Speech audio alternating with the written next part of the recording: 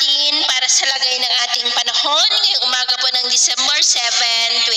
2024. Sa ngayon po ay patuloy pa rin na nakakaapekto ang shear line sa silangan ng Northern Luzon habang easterlies pa rin ang dominanteng hangin na umiihip sa silangan ng Southern Luzon,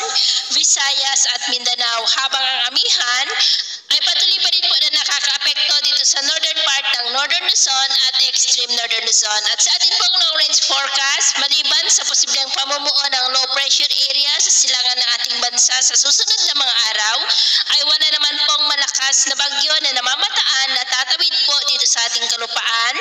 hanggang po sa susunod na 2 linggo. At sa lagay ng ating panahon, ngayong madaling araw ay maayos pa rin ang panahon sa malaking bahagi ng ating bansa, pero dahil sa amihan at shear line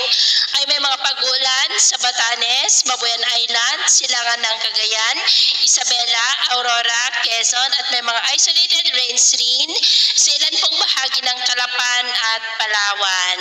At mamaya po ay sisikat pa rin ang araw sa malaking bahagi ng ating bansa, pero dahil pa rin sa amihan at shear line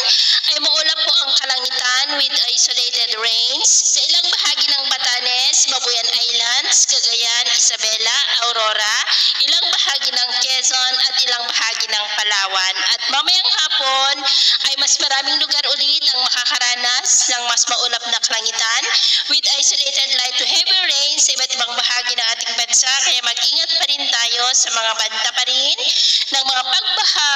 at pagguho ng lupa. At sa atin naman pong mga baybayin, iwasan na po muna natin ang papalaot sa mga baybayin ng Batanes, Babuyan Islands at Cagayan Seaboard maging sa Isabela Seaboard dahil ang mga alon dyan posible po na aabot hanggang po sa 5 to 7 feet, kaya hanggat maaari ay iwasan na muna natin ang papalaot dyan sa mga may kulay pula